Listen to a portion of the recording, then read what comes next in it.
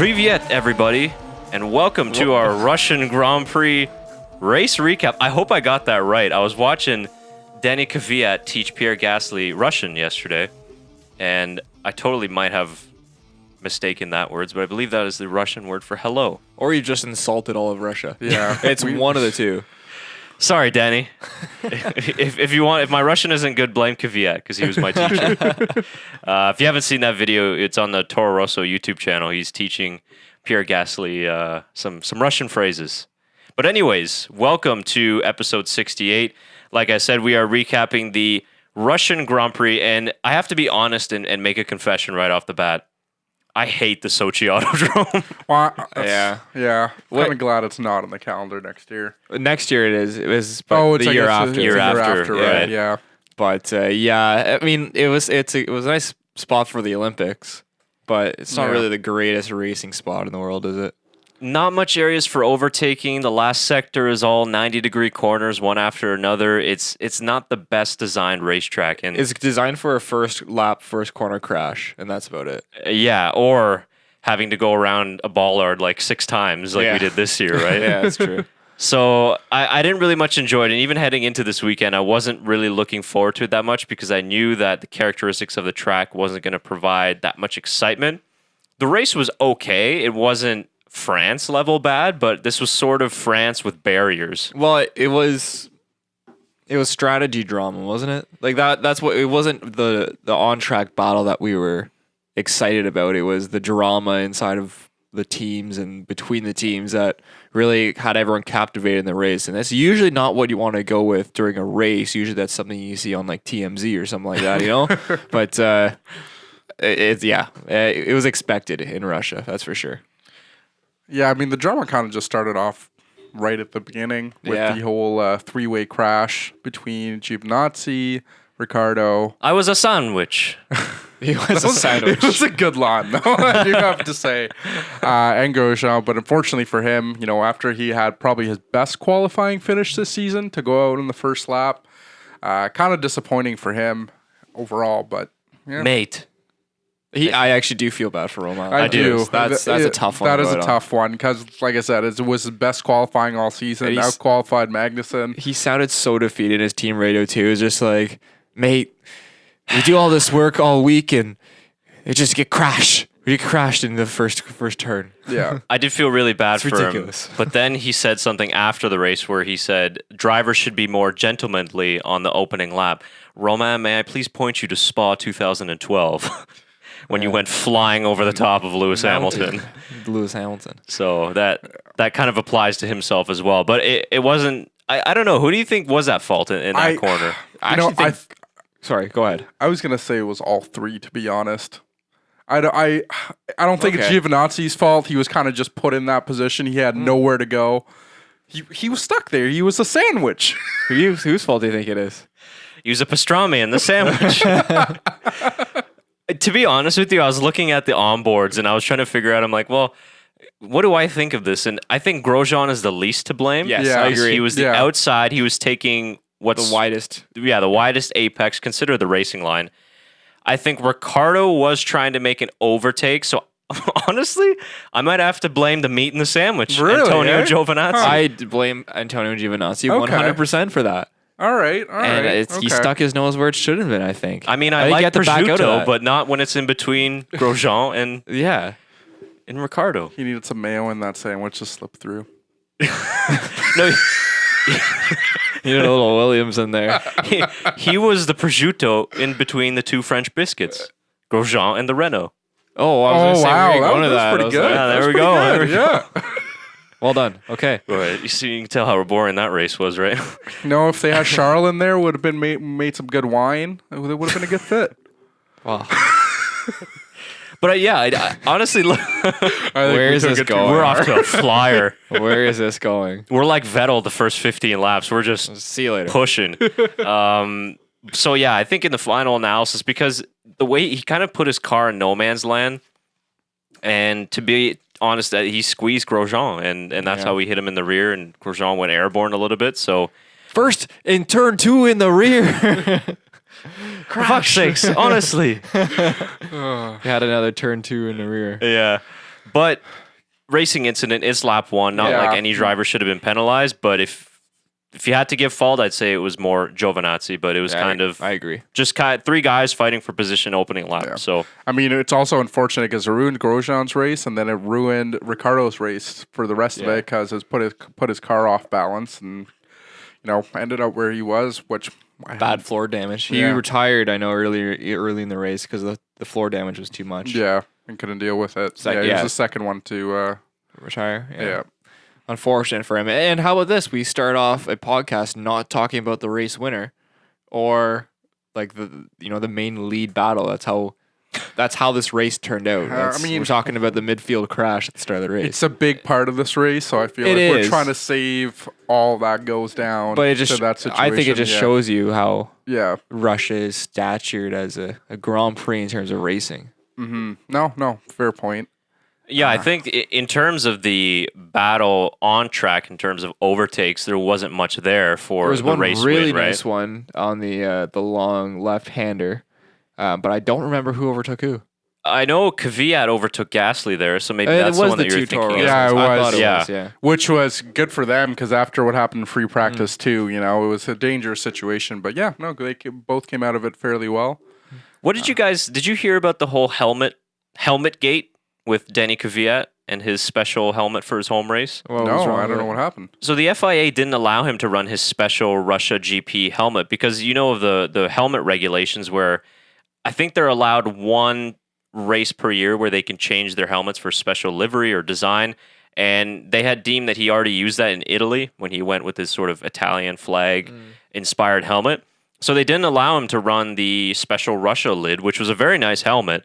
As you guys can see, it was a very special one. Obviously, home colors. It was his home race, but he wasn't allowed to run it because they said, "Hey, you know what? You already ran your special helmet." I feel like some drivers have done it twice. Hasn't Red Bull changed? Vettel changes almost every other race. I was going to say, I feel like it's happened more than to a few drivers. That's unfortunate for Danny. Poor guy. Yeah. So the drivers were telling him in the stewards room, "Dude, just run it. You got grid penalties anyway. What are they going to do?" That's true. But supposedly they could have fined the team up to 25,000 euros. So that's just a tire. That's nothing. It's just a tire. But to Toro Rosso, that's a big deal, right? It is a lot. You had Red Bull to pay for it. Yeah, that's true. They got the money. Honda to pay for it. He had to take. Yeah, right. That's a good point. They had to take Honda the penalties. should pay for it because Honda's engine blew twice in Danny's car. He had a 3-engine weekend. You usually had 3 engines for a full season. He had 3 in a weekend. He had to go through. So tough luck for the Honda engine. Hopefully that's better for their home race next week in Japan. But we'll get to that at a later time. That's a next week topic. That's right. Next week topic. So stay tuned for some juicy Honda talk. Yeah. The other bad luck on the first lap, or I guess right off the start, was Kimi Räikkönen. It's not bad luck though. Kimi looked like a GP2 driver this weekend. What was going on with him? It's just everything just went wrong for him this weekend. Yeah. The false start, the first time. I don't think he should have got a penalty. He stopped and let everyone by. Yeah. Right. Well, he would have been better off just going. Yeah. Like, remember I was talking earlier about the 2012 start in Belgium. I think it was, who was it? Kobayashi who jumped the start as well. Yeah. Same thing. Yeah. But it would have been better off he just jumps the start, gains positions, and then takes the 5-second penalty afterward. But not only drive-through penalty. Or drive-through, yeah. But not only that, it was in his pit stop, the front jack was stuck. We were showing the video earlier, Shaker. The funniest part of that was his front jackman was just pulling this thing. His buddy's coming to yank him back too, and they both go falling. Yeah, they go flying with the jack. Oh my! There was other jack issues this weekend too, from what I remember. There was another team. Renault, Renault, Nico right? Hülkenberg. Yeah. And he actually got hit a little bit on his way out. I'm pretty sure. Did he? I think he was maybe. I know they dropped the jack while they were trying to change the tire, and then they had to rejack it. Yes, no, that's what it was. I'm thinking of the Alfa Romeo incident where the driver fell over. Gotcha. But yes, that was the other jack incident this weekend too.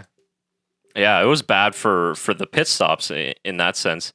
I think somebody else had a slow pit stop as well. There wasn't a lot of fast pit stops. I mean, there was like 2.2. That one's the fastest. Congratulations, McLaren. That's funny how like 2.2 or like 2.6 seconds. We're like, oh, that's a little slow. But that's just the way it was this weekend. We're kind of used to Williams and their 1.98 type pit stops. But so I guess maybe we'll get back into the midfield a little bit later on, and we'll get into the heart of what was the story this Sunday, or this past Sunday's race in Russia. And that was the team orders at Ferrari. And of course, last year, team orders with Mercedes was the big headline at this race, with Valtteri having to pull over and letting Lewis win the race. But now Ferrari was in a weird scenario. So if you guys missed it or didn't understand what was going on, Ferrari had originally agreed to give... So Charles Leclerc was going to give Sebastian Vettel the slipstream at the start of the race because we know how powerful it is on the opening lap. It's one of the longest rundowns to turn 1, which is technically turn 2 in Russia. So they said, okay, we're going to give Vettel the slipstream. He's going to get to P2. Ferrari's going to be 1-2 after turn 2. And then we're going to swap the positions. That was what was apparently agreed to. Now, if you're Sebastian Vettel, that's probably not what you agreed to, as we found out later in the race. But well, if you saw him in his post-match interview, he had no idea. Yeah, he was not aware. Yeah, he wasn't like, yeah, that was no. He wasn't really sure what was going on, or maybe he was playing stupid. I don't know. Probably playing it, I think. Yeah, a little bit. But he did have a really good slipstream, and Lewis Hamilton had a little bit of a mess up at the beginning. So I think he took full advantage of that situation. Everything that could have gone right in that situation for Vettel kind of happened for him. And like you said, he passed Lewis Hamilton even before the slipstream came into effect, just because they were on the racing side of the track with better tires. So that grip was there right away. So, I mean... We had the team radio queued up. I don't know if we wanted to get into that right now. Yeah, we can play it first, and then we can kind of go over this. Yeah. Leclerc leads. Sebastian Vettel pulls over to the right-hand side, and Sebastian Vettel takes the lead. We are looking into the swap further into the race. Yeah, no problem. Please, I understand. The swap further into the race. And Sebastian will let you by next lap. And I'm pretty sure that message came out like lap 2. Yeah, I would have got him anyway. I was like, what? Ferrari are saying you had quite an advantage with a slipstream. Not really fair on your teammate who got pole position and should get the preferred strategy. Vettel saying, yeah, it's nothing to do with the slipstream. I'd have got him anyway. And let Charles by. Tell him to close up. Tell him to close up after fastest laps of the race. That is the way, Paul, that Sebastian Vettel can try and get out of this situation. I can't let him past at the moment. He's too far behind. You put me behind. I respected everything. We'll speak later. And then everything went wrong. Yeah, and I mean, it's in the end, they did do the swap, but Ferrari said, no, the undercut pit stop was not so that we would do the swap. It's like, okay, sure. I mean, you left Vettel out an extra, 4 laps probably when he was struggling with tires, so the swap happened eventually. Yeah, it was going to happen whether Vettel liked it or not, and that's because you got to keep a young driver happy there. But I don't know, it's something where if it was agreed before the race, then I see no issue with it. But I could see why Vettel would have an issue with it, obviously. So he played the best he could to try and stay out as much as he could and stay out as far as he can. And it was kind of, we were hoping to see the chase down of Vettel chasing down Leclerc and maybe seeing an overtake for the lead to prove that, okay, well, I was the faster car and that's fine. I'll do it twice. I'll overtake him twice and I'll get the win. But unfortunately, V6 engine happened. Too bad. So MGUK. Yeah, MGUK. I was going to say, do we want to show Vettel's point of view on his onboard? Yeah, which one was that one? Was that the one with that was the this one here. Oh, so just what Vettel was saying. Yeah, because that one we didn't hear all the team radio on the broadcast from Sebastian Vettel's side. So yeah, maybe let's just play this out because most of you I don't think would have heard this one. So okay. Copy that. You let me know on the start. So the beginning of this was at the safety car restart. And safety one. At the very beginning of the race. And start performance was the same, so we are looking into swapping. So they were already looking into swapping. I believe this was lap 2. Copy. I was ahead after turn 1, so your call. Very interesting that Vettel says, I was ahead after turn 1 already, but it's your call on the swap. So interesting message there. And we will look into the best time later in the race. Fast 1.2 behind. Nice job there. Victor is 2.4 behind Charles. Let Charles by. Let Charles by. So they're already telling him to let Charles by just after the safety car restart. You know that? So I would have got him anyways. But let's break away for another 2 laps. Let me know. 1 or 2 laps turned into maybe 5. Okay, that's good. Head down. Yeah, pit stop. Yeah. Let Charles by. Hamilton is 3 seconds behind Charles. So Vettel was keeping that gap going because it was up to 3 seconds after a couple laps. Okay, copy. He's trying to close the gap. Let him by. He's 1.4 behind. That was his silent message. That's 1.6 behind. Yeah, he kept increasing the gap too. His fastest lap after fastest lap. 1.7 behind. 1.7 behind. You are the fastest car on track. Head down. You are doing well. You're doing well. You are looking to plan C. Charles 1.9. Plan C, okay, plan C. Update your tire phase when you can. I wonder what plan C was. Nice Undercut? job there. I think Charles it's is 3 tenths behind. 3 tenths lower than you. And Hamilton 39.1. OTP green Westgate position 9. OTP green Westgate. So Charles was 3 9, tenths please. slower per lap Charles at that 2.8 point behind. when they were still trying to do the switch.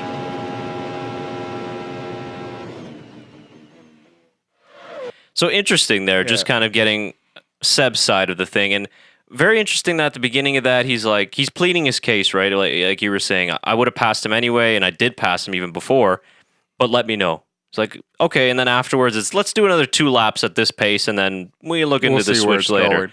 Sebastian Vettel had no intention of doing the swap. No, and you know what? To be honest, I'm kind of on Vettel's side for this one. I think it was a right call because the amount of distance between Hamilton and Charles Leclerc could have been made up any second if they had done the swap. If he had slowed down for any reason, tried to go over, he wouldn't really be defending for Charles Leclerc if he was ahead. So I think it was kind of the right call in his defense, even though there was a team strategy laid out. Because yes, he's like, I'm ahead, I'm making the faster pace, so why shouldn't I be the one that's going up a little bit further and Charles be the one defending? Because even if he was in second place, I feel like Vettel would have caught up to Charles anyways and would have taken him over if he had the opportunity. And like Charles said, he had burned out his tires trying to make for that push, so that still would have happened even if he was in first place. Vettel had great race pace. In the last 2 races, he's had better race pace, better time managing the tires as well. And listen, I'm fine with the Ferrari strategy of securing the 1-2 after turn 2. Sure, it's smart. It's what they should have done in Monza last year, and things probably would have ended up different for them. But after that, first of all, to suggest to do a swap 5 laps into the race is just stupid. No. Why they would even broadcast that on team radio, that should have just been kept private. Yeah. And it should have been worked out in the meeting that, okay, like even let's do the swap if we are going to do it after the first round of pit stops. But you don't do it when all cars are still within sight of each other. And just like you said, if you were to have pulled over to let Charles by, I mean, your gap is gone. Yeah. It's just that type of track, on any track for that matter. There's no real good place of doing a swap like that because you just lose so much time. Yeah. So unless you're in a situation like Mercedes where you're pulled up so far ahead that you can do the swap whenever you want. You kind of called the strategy at this point. You know, you're controlling the race, but Ferrari had the race, but they weren't controlling it at this point. No, it was like 2 laps in. Yeah, like exactly. the first message, I was blown away when the first lap was done, safety car restart, whatever it was. And then they get on Vettel's radio and they're like, we're looking at the swap. I'm like, swap? Yeah. And I think even David Croft was asking, he was like, did they say swap? And afterwards it came out that, that's what they wanted to do. At first I thought they were talking about stop. I was Right. Like, are they going to like really undercut everyone and go on the hards and go to the end? And then kind of clarified. I was like, I think they said swap. And I was like, oh, which you don't think of right away, of course, that early in the race. But in the end, kudos to Vettel for doing the best he can in using the wits of a 4-time world champion to stay out front as long as he could.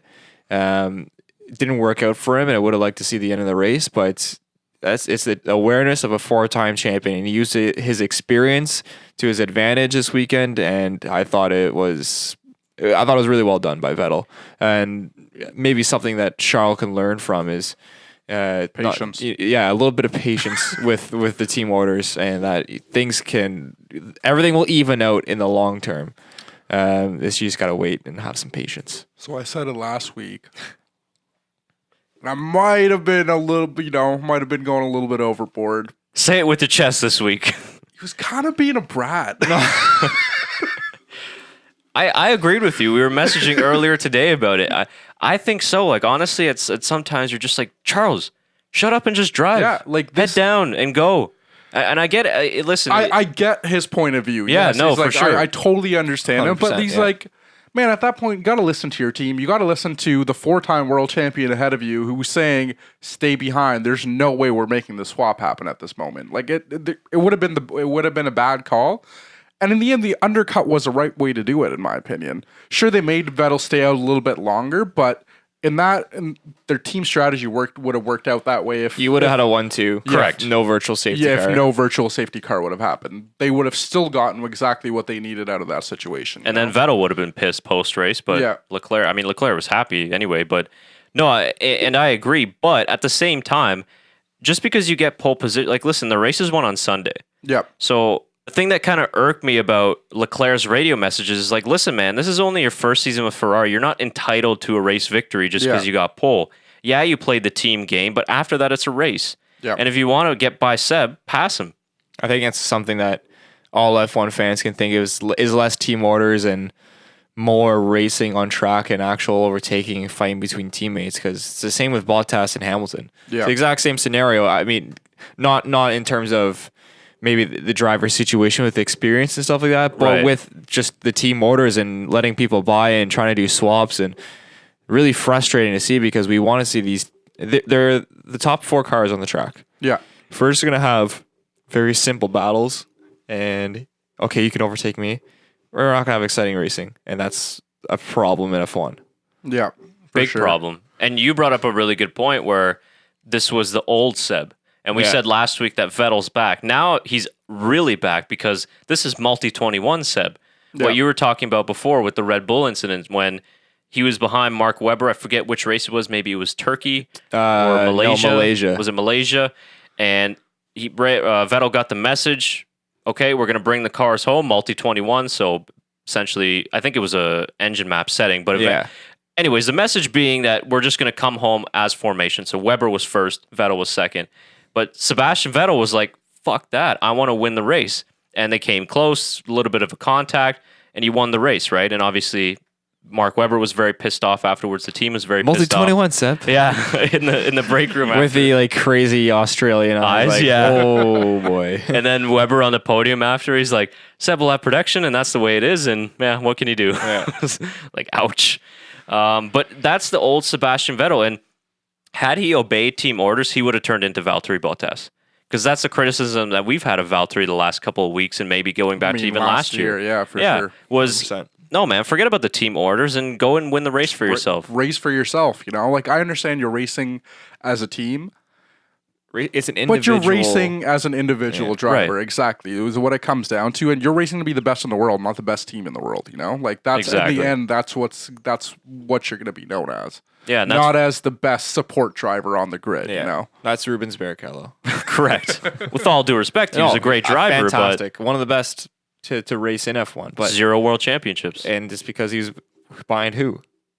Michael, and Exactly. even with Jensen Button too. Yeah, same with Jensen. Yeah, you're right. So But it's just he plays that role so well. A fantastic driver, and you have to have the talent to do that. But it's the exact same scenario. So I think that what Vettel did was absolutely right, and it's a big kind of stamp of authority going in the last 5 races and also for next year as well, to say that he's not going to go anywhere and he's not going to just let this new kid come around and take his team over, because this has been his team for the last couple of years. Yeah. And Kimi was the designated number 2, but now Ferrari's in a situation where they don't really have Yeah. a designated number 1 per It's a 1A, se. 1B. Correct, exactly, which is a big problem because you get into these scenarios, right? It was easy with Kimi because we'll just screw Kimi with the strategy. It's a big problem for the driver, but I think it's a great point of view for the team, because now they have 2 drivers that can push, you know, for this world championship and push to get it. And now that they finally have a car that's doing so well after how they've started off this season, it's a great situation to be in for them, because they have these 2 drivers that are just going to push for it till the very end. Yeah. But yeah, you don't want that situation where, it's, hey, I got qualifying, I should be the one winning. They have to put in a situation where it's like, no, just go out there and race, and whatever position you come in, you guys will come in. We'll make the strategy calls on our end. So I think there's a concern of it turning into Hamilton-Rosberg yes, because that was in Bad 2016 situation, yeah. similar, like a 1A, 1B scenario. Yeah. So I think that's the danger with it. Where I think the difference is that both drivers, at least Charles for sure, want the team to do well at the same time and are looking to keep both cars clean, because we've seen Correct. Charles say that multiple times. Where Rosberg Hamilton, it was, what's Wild West out there. Caution in the You wind. can do, yeah. It was everything. Put each other into the grass, put each other anywhere on the track. You could force each other wide, which what led to the problems. And I think Ferrari would kind of take that out real quick. Mercedes didn't have the authority to do that. Like it seemed like they didn't have the authority. They weren't able to talk to the drivers. Where I think Ferrari, they'd be able to talk to the drivers and be a little more civil than what we saw with Rosberg and Hamilton. I think that's a fair point because obviously with Ferrari, it's a huge deal to be driving for them, and that comes first. And you're right. That's one of the great things about Charles Leclerc is that he does put the team first in that sense. But I just still think that coming into your first year, yeah, you have done a really good job this year. He's been absolutely phenomenal. Mm-hmm. But again, you're not just going to be entitled to race victories just because you got pole or just because you're ahead of Sebastian Vettel in the last couple of races. So yeah, I think that Leclerc just needs to kind of keep his head down in those scenarios. Maybe, he said after Singapore that he wasn't going to say much on the radio, but then he comes out again and says a lot on the radio, and you can kind of read through those messages. When he's saying no problem, he means, no, this is going to be a problem if we don't do the swap.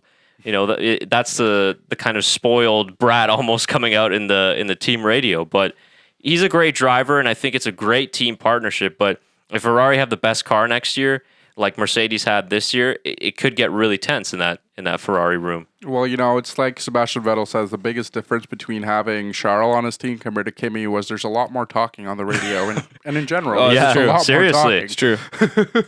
Instead of Kimi is, how did he get in front of us? I thought Hamilton was in front of us. No Kimi. Valtteri is always ahead of us. Well, was he ahead at first? Yeah. It's all confused. Oh, my bad. or how about Kimi, box opposite to Hamilton, but I cannot see him. I think that was last year at Russia. We're missing some great Kimi radio, though. We haven't had a lot of it this year, really, have we? Well, we had the one in this last race where during the coming out of the pit lane after the guy on the jack got stuck. He's like, "Are you fucking serious?" Oh, is that what he said? Yeah. Oh, I missed that. Oh, okay. Well, I take my comment back. That's hilarious. How about the one in Bahrain where he's like, "Okay, Kimi, how's the front wing?" I don't know. I don't know. You tell me. We've had a few. But my favorite actually so far this season has been Nico Hulkenberg from Singapore. It's like, Nico, we're gonna need you to stop hitting the brake and the gas at the same time. What? Hot. I'm not doing that. He's like, yes, Nico, not right now, but you're doing it. No, I'm not. Yes, Nico, we have the data, and yes, you've been doing it. yeah, Okay. silence. I thought of Kimi Räikkönen actually when that whole Ferrari thing was going down. Kimi's probably like, thank God I'm away from that team.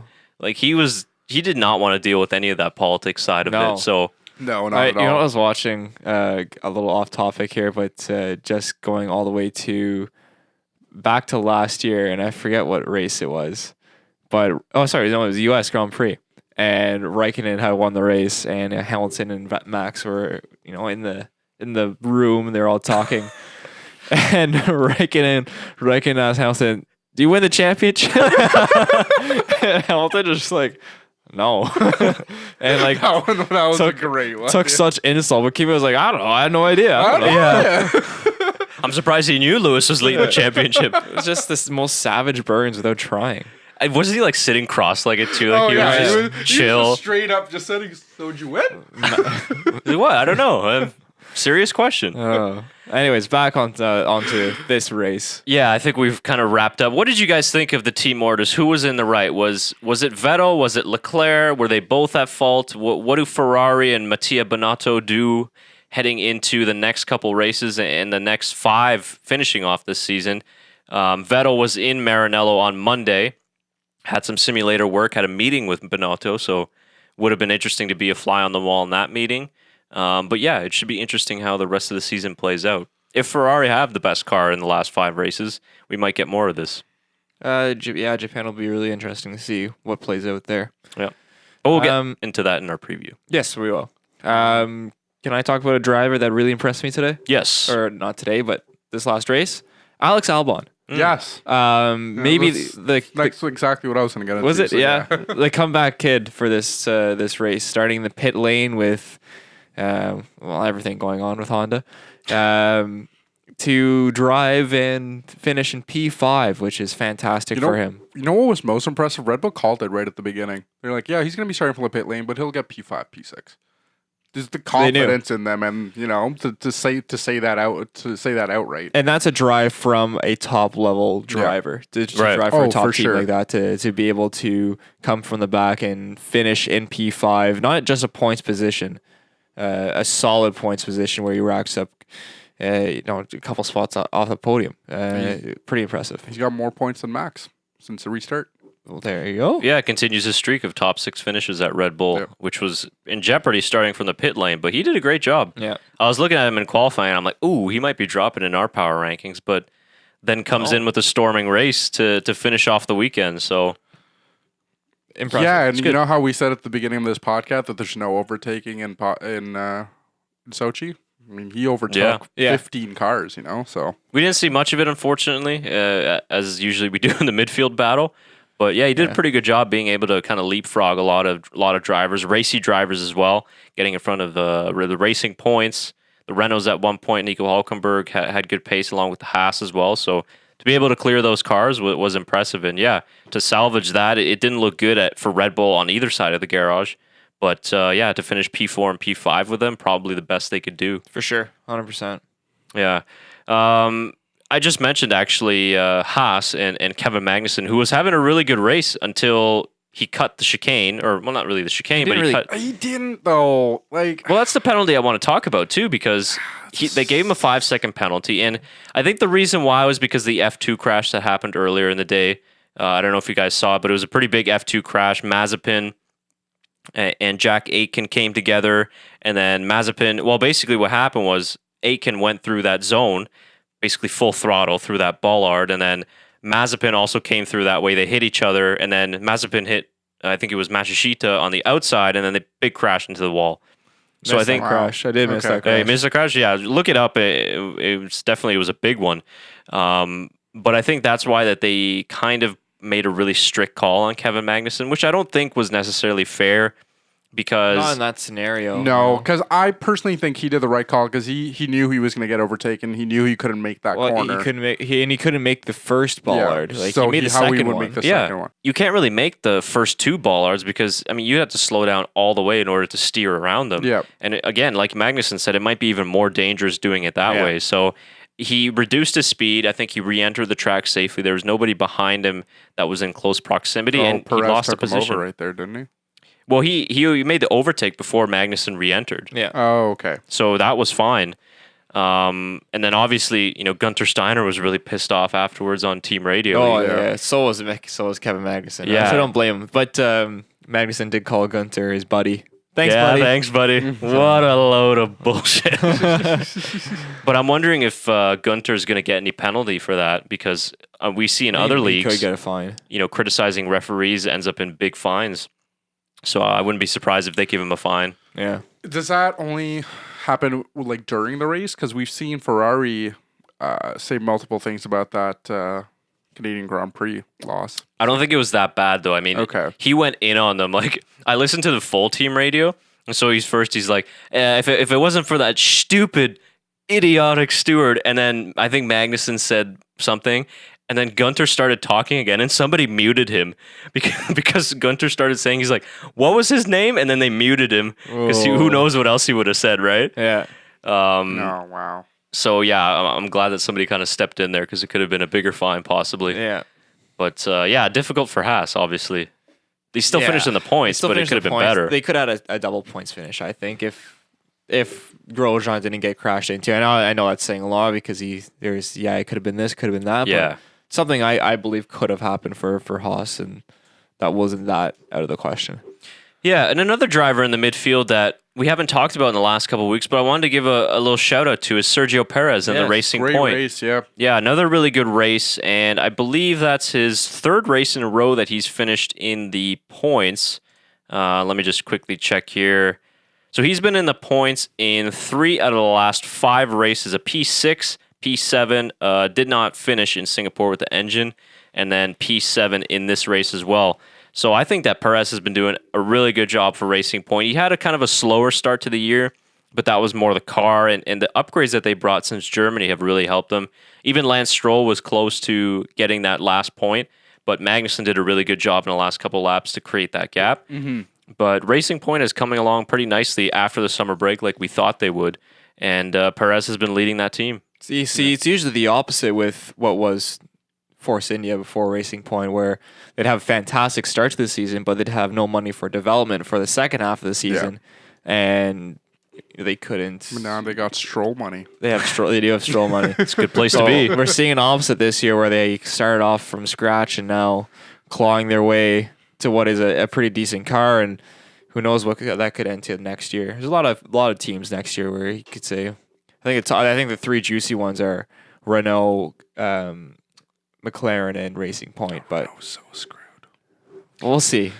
Yeah, well, speaking of Renault, they lost a customer in McLaren. Yeah. McLaren announcing they're moving back to McLaren Mercedes in 2021, which obviously is a massively successful partnership for them. Won 3 world titles with Mika Hakkinen, and then obviously with Lewis Hamilton, last one in 2008.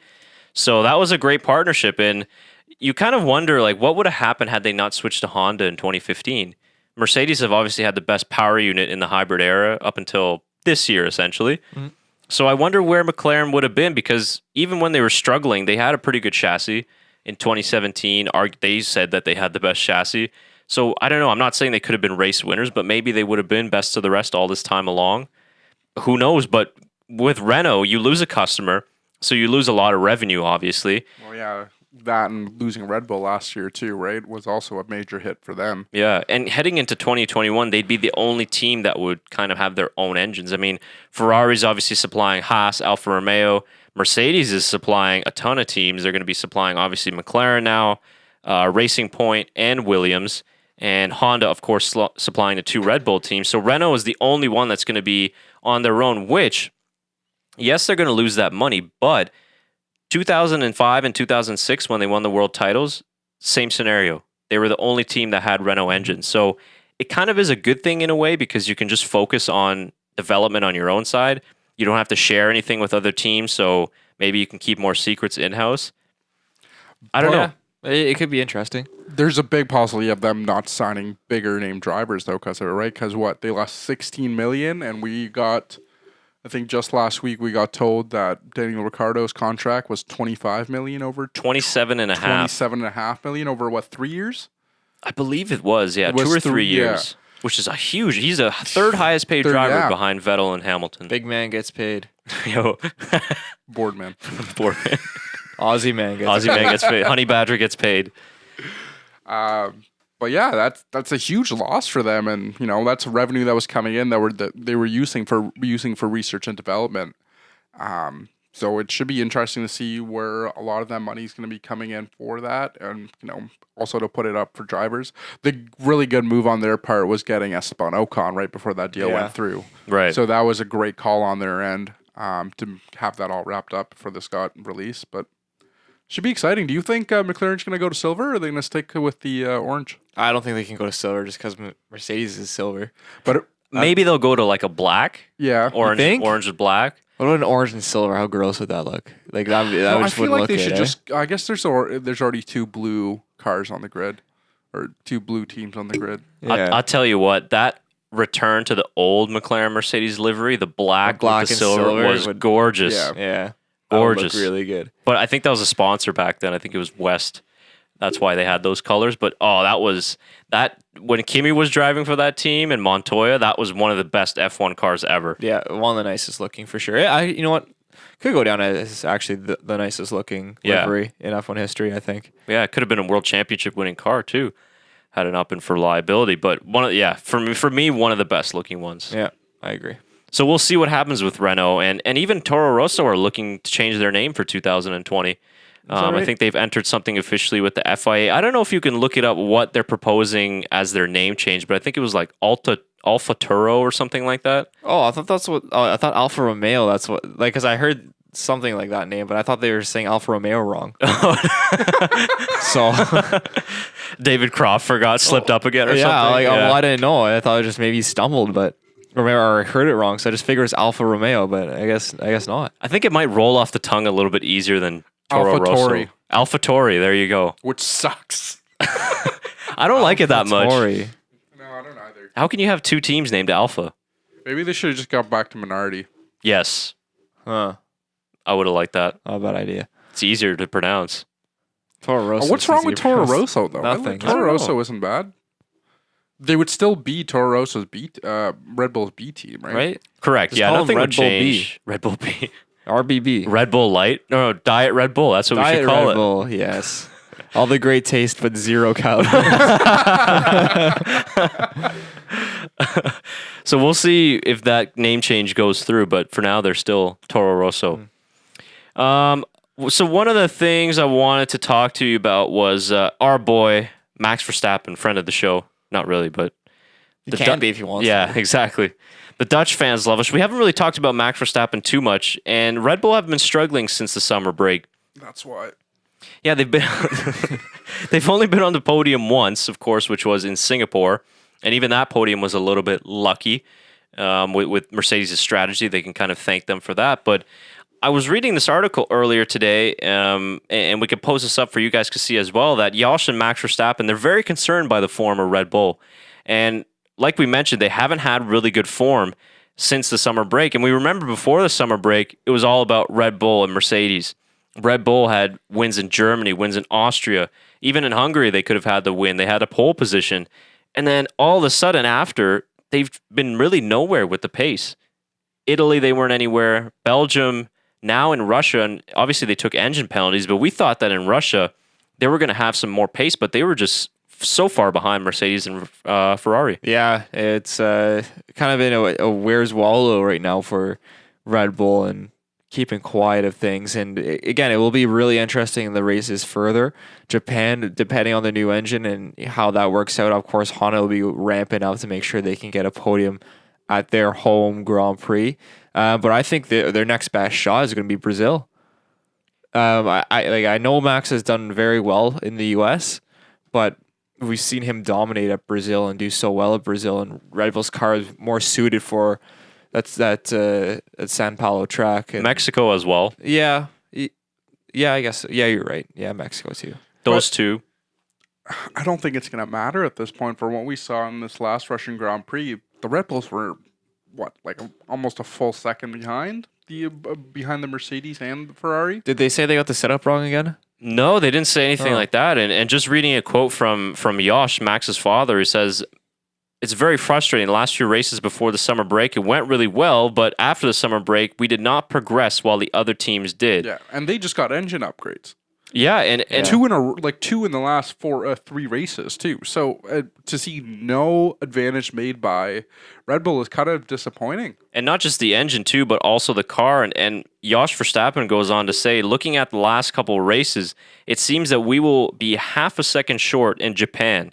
So even in Japan, when they're gearing up all these engine penalties, that's a big margin to be half a second behind. So it's interesting because they said that they just really haven't made any progress yet. And Red Bull, usually their car evolution through the last couple ends of the season are really good. So this is interesting with the whole situation with Max Verstappen and Red Bull, because I know we talked about this a long time ago about Max potentially looking at other teams and stuff like that. And obviously 2019 has been a lost year for them because they really haven't challenged for the championship. And this is what Jos Verstappen is talking about. It's, listen, Red Bull is going to need to really figure this stuff out because 2020 is just going to be the same. Yeah, and we don't want that. We want to see improvements, Red Bull. We want to see more of a push for, to face both Mercedes and Ferrari. And it's very unfortunate because he was very confident in that Honda engine, and I feel like he still is. But I think we just need to see a little more improvements going into it. I think it's from a whole team perspective. Yeah. I mean, the car, it's a fast car. It's not quite there. Yeah. Unfortunately for Red Bull. And if they're half second down in Japan, that's a lot of time to be losing it. And you would have to think a lot of that would be on the straights But I mean, I don't know with their new Honda engine how it's going to work. It's really a guess who right now. I mean, if they are a half second behind, where are they losing that time? Because they have the chassis and the aero to comply. Or is that half second going to be on the straights, or is that Honda engine going to be maybe a bit better than what we thought it's going to be? And the half second they thought is actually 0.2, maybe 1/10, and they can make that up in certain spots of the race with setups. I was going to say, it seems like their qualifying isn't really bad. It's definitely better than their actual race. But it seems like when it gets to the race, they just lose everything that they've tried on qualifying and work for qualifying. It just doesn't really transfer to the race itself. It just surprises me because even in parts of the track where you think that they're going to excel, like in the low speed corners, they're even now losing out to Ferrari. Yeah. I mean, you saw Max in Sector 3 in qualifying really wasn't making up too much time on both Ferraris or even the Mercedeses. And if Jos Verstappen, if what he says is true about being a half second behind in Japan, Japan's not really a power circuit. It's all about high load high load corners where you need a good front end. And the Red Bull, that's been one of the marquees of having a really strong front end. So there's not much straight. I mean, you have the back straight in Japan, which is a big factor, but with a Spec 4 Honda engine, you would expect that to be a little bit better. So I really think that why I found this article was interesting was because we were kind of praising Red Bull and Verstappen when they went on a great run in the middle of the summer.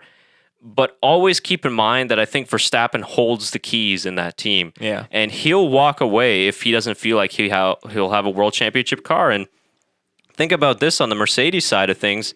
Maybe that was one of the reasons why they let Ocon go, because they leave the door open for Max in 2021 possibly, because Most likely why they delayed Valtteri Bottas' signing as well to such late. It was later on in the summer window that it happened, right? The summer break. correct, Yeah. they possibly kept that door open for that as well. Yeah, you're right. And who they knows? only re-signed Valtteri for 1 year. It wasn't an extended contract. So maybe they are waiting till 2021 to see what Max does. Yeah, and like his dad said, it's not Max, it's the car. I mean, Max has been phenomenal this year. Oh, We've Yeah, said it it really has been. many Well, times on this channel. I think if you were looking at he just turned 22 yesterday. Yep. Happy birthday, by the way. Yeah, just turned 22 yesterday, and he has 21 wins before the age of 21. And I think the next one is eight He or doesn't 9. have 21 No, wins. 21. Sorry, podiums. Podiums. Okay, that makes I was- sense. I know he's good, but Podiums before 21, and I think the next highest number is Sebastian Vettel with 8 or 9. I was looking at the stat the other day before the age of 21. oh yeah, he's crazy. And I don't think there's anybody else that's really going to make that many podiums before the age of 21. I mean, Charles Leclerc is already 21. Next one would be Lando Norris or George Russell, and Lando Norris doesn't have any podiums yet. Right. Yeah. No, so I think that they'll pull the trigger if they need to. In 2020, the car is an evolution. It's not a revolution. So I don't think we'll see massive radical changes unless Red Bull can figure it out. So we'll keep an eye on how Verstappen and Red Bull progress going rest forward this season. Yeah. All right. I think we've almost done an hour on the Russian GP. How did we do that? How did we manage that? And you know what? We haven't even talked about Mercedes. But good call on the strategy. Yeah, they got the strategy right. Sorry. Good work. Maybe that Ferrari bias is coming through. That's about it. They had a good strategy call. James did it again. No, it was a good drive by Lewis. Though, It was. And Valtteri as well. To yes. keep the gap and to maintain a 1-2 podium that they were not expected to get at the start of this race. Well, at the start of the weekend, before any practices, he said yes, absolutely. Yeah. Then once the practice started, he said no way.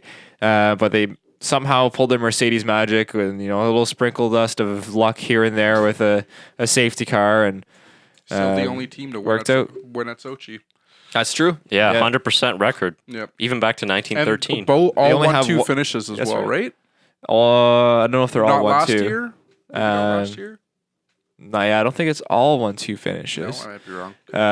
But you could be right too, though. I think Vettel finished second in I feel like 2017. But they only have one more year to try and keep that 100% streak in Russia. As you mentioned, that dates all the way back to 1913, something like that. Correct.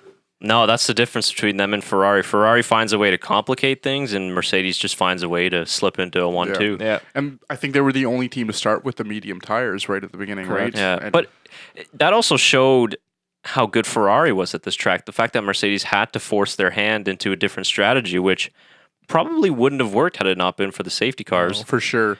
Well, I think they were expecting a safety car because I think the last few years there has been one. Might be wrong. Yeah, there has. So they were kind of expecting the safety car, and while nobody else really was. So it was a great call on their part. Great team strategy to make it happen. And with the virtual safety car, they just had the perfect pit stop to keep going. You know, so Yep, one step closer to title number 6. I think they can. I think they can clinch in Japan. races? Can they not? constructors with a 1-2. yeah. In Japan. Correct. Yes. And then Hamilton's is what, 2 more races? He's pretty much has a championship. Yeah, there's Yeah. mathematically Vettel, Leclerc, Verstappen are still in it, but we can go through the stipulations in our preview. Yeah. Yeah. Somebody posted a good infographic on what needs to happen if it were. I mean, it's a massive long shot. So Well, yeah. And then I think that's I just wanted to give a shout out to whoever's running the Racing Point social media account. Oh, huge. For the Killing best it. tweet on Sunday, which was when Ferrari team orders was going to happen. Racing Point tweet out, they're like, Sebastian, it's James. Fantastic tweet. Brilliant. Well done. Yeah, that was definitely the tweet of the day for sure. the other one oh. is Williams. Unfortunate. Very unfortunate race for Yeah, them. but smart call on. Yes, for to- sure. Smart call out right after it happened, but Yeah. unfortunate weekend for them. You know why they retired Kubica though, right? They didn't want the same They issue. didn't want to the happen. same issue. to No, it happen. was because it's part of it, but it's also because they didn't have enough parts for Japan. Really? Yeah, so if he would have crashed, they would have had nothing for Japan. Are you serious? Yeah, they don't have enough parts for Japan, so that's why they retired because they weren't sure with Russell's issue whether it was a brake issue, front Have wing they failure. had that many Interesting. issues this year? Oh yeah, Really? Eh? Interesting. Maybe Yeah. I missed a lot of them. because then. if you saw Paddock Pass, Will Buxton was interviewing Kubica, and he's like, "Why did you retire?" And Kubica was just like, "I have no idea." And I'm not going to say anything that I don't know about it. He was like, "I have no idea why I retired." But yeah, they didn't have enough Oh, parts. Interesting. So Damn, that's right. Well, There you immediately go. we thought it was a safety issue, and we thought, okay, well that makes sense. But Yeah. in this, looking back at things, if that wasn't the issue, if it was 100, like that's fine. But if it wasn't, then right. Because Interesting. Japan, it's a tricky track, a lot of Yeah. gravel, high speed, so there's big chances for accidents to happen. So that's probably why they're trying to conserve. But just before we wrap up, we forgot to talk about McLaren. Another Yeah. double points finish. What we were the F1 broadcast today. we were. Yes, we were. missed McLaren completely. Sorry, Carlos. Smooth. Smooth operator once again, and good whatever comeback. else he said at the end of the race. Go squeeze. Go squeeze. So Well, what's that from? I don't understand that. apparently it's like because Carlos posted this on his Twitter. I think it's like those like energy gels. Oh yeah. Yeah. He posted like a video of his team radio and then like picture of him with one of those things, and the label says "Go squeeze." Oh, so there must be some sort of inside joke that we are all. Yeah, Well, which- now that we're in, Yeah. it's not really an inside joke now, but Yeah, but now we know Lando Norris doesn't like sushi as well. yes. So good for McLaren. We just wanted to give them a shout out. Carlos Sainz, who Killing it again. he had a have lot a of very- technical issues the yeah. last couple of races, but get in there, Carlos. It was another good performance. Yeah, and Lando as well to pull off another solid points finish for himself. It seems like it's routine for them now, Yeah, I and don't solidifying think themselves as the number 4 team. I don't think he's missed out on points in the last 5 races. Is it the Maybe- last Lando? 5? yeah. Yeah. And we were talking about this before we got on. Almost forgot this as well. First time since 2014, McLaren's broken the 100-point barrier. Yeah. Yeah. We were talking about Good it for them. beforehand, Yeah, and true. I think we were even What's saying their record? 180. 181 181. in 2014, and they're at 10 something. I forget. 101, I think now. 101, yeah. That's so possible. they could still beat it if Yeah. if they keep getting top 10 finishes. See a Yeah. couple wins in there, they'll be fine. That'll solve it. Yeah. You know, I do hope McLaren gets one podium this year. There's a lot of stuff that has to go into for them to get a podium. I hope it happens. never though. know. I do hope it happens. There's Crazy wet race. Yeah. Would be crazy. Would be a Lando, Sainz, both on the podium. Yeah, like second, third, with or something Sergio like that. Perez up there because he didn't get a podium this year. He usually gets usually he gets one in a year. You're right. In Japan. Could you imagine that? Man, that'd be wild. Just giving middle fingers to Honda flags. There's the prediction. Yeah. Fernando Alonso would have to come out to give the middle finger for that. Yeah, he would. He'd accept the constructor's trophy. Like, thank you. It's like when Ferrari sent up their strategist to collect the trophy in Singapore. Like, wow, who made that call? Yeah, seriously. They got to do that, McLaren, if they get on the podium there. Send Fernando. Send Fernando up top. Oh boy. like Mr. Bean. All right. How did we manage? We did an hour on the Russian. We always do this. I'm always like, oh, this is a boring race. We'll only do like half an hour, and then it ends up being. Well, ramble on, but like Tyler said, there was a lot of drama in this race. True. You know, that's it wasn't how that drama bad. sells. Apparently, drama sells. It does. But let us know your thoughts on the 2019 Russian Grand Prix. Grande. I tried to say GP and Grand Prix at the same time. Oh, nice. The Russian GP, what did you think of the Ferrari team orders, the McLaren double points finish, Mercedes with another 1-2? Any thoughts that you had in this race, let us know. We got about 10 days or so until the Japanese Grand Prix, so we'll be back next week with our full preview and thoughts on that race. We didn't get too much into any of the news, so we'll talk about that more as we head to Japan. Yeah. I'm sure we'll have more, and I'm sure that we'll have a lot of news that will break after we upload it. As usual. That's tradition. That's how it goes down. Yes. That's right. But you'll have power rankings also coming out at the end of this week, ranking the drivers after the Russian Grand Prix. So keep an eye out for that. If you're new to the channel, make sure you give us a subscribe and a like down below. We appreciate all the support.